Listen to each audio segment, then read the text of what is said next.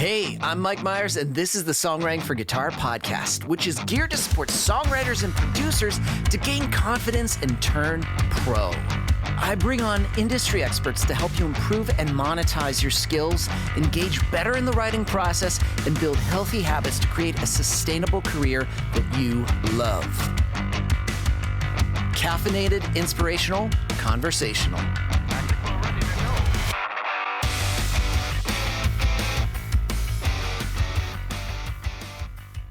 Hey, what's up, friends? Mike Myers here with the Songwriting for Guitar podcast, episode 111. I'm going woo-woo.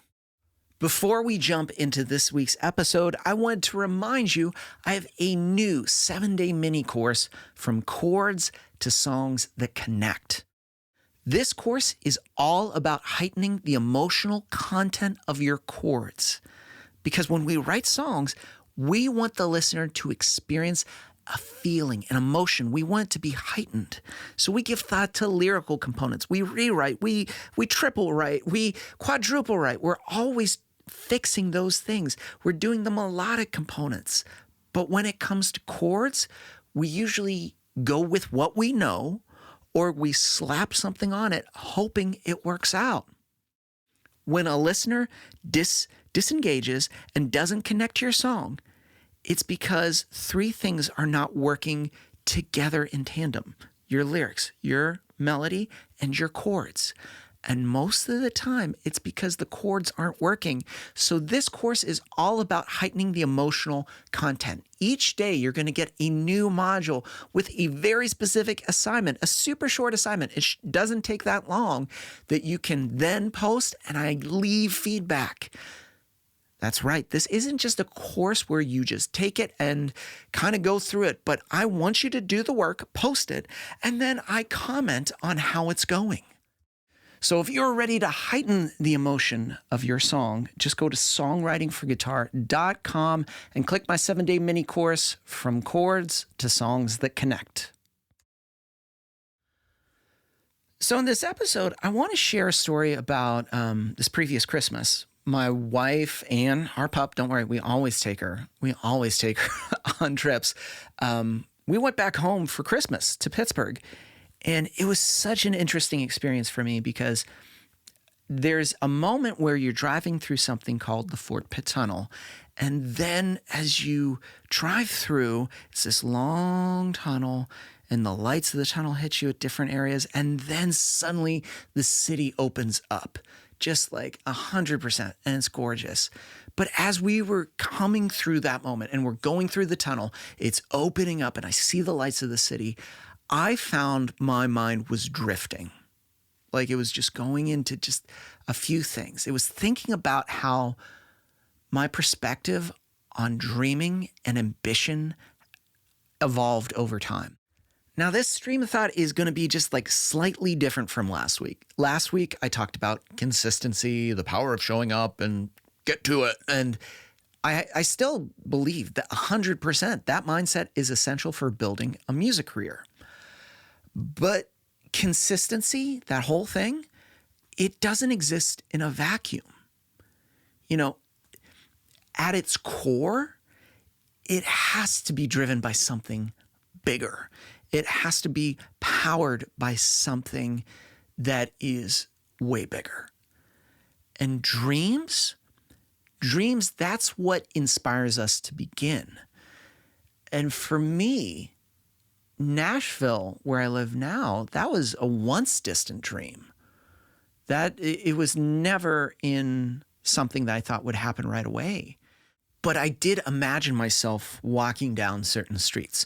I imagined myself collaborating in my home studio with artists and having fun, and it was great. And I imagined taking my laptop and going to coffee shops that I loved, like Honest, Crema, Dose, Fainting Goat. You see, I'm just going to name all these, Sunflower, and sitting there and just working on stuff. I always would sit there and imagine what it would be like. And there's power to that sort of imagination. And it's not just imagination and just like a woo-woo thing.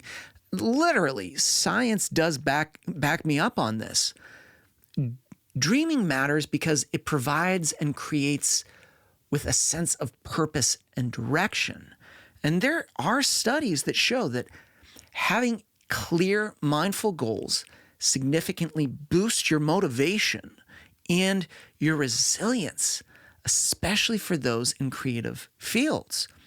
When you take that ambition and you put it with something personally significant, it's way easier to stay committed for the long haul. Taking action towards your dreams, even in very small, incremental steps, helps uncover new ideas and deepens that creative process. Because this isn't just about making progress. It isn't. It's about discovering solutions and sparking inspirational ways you might not have anticipated. Visualization is so powerful because it shapes two things. It shapes the mind and the body. When you vividly imagine yourself achieving goals, it is a mental rehearsal. And it honestly triggers psychological responses. Like for me, there's this calm confidence and readiness. And people see that and people can feel that from you. Athletes and performers too often use visualization to enhance the performance.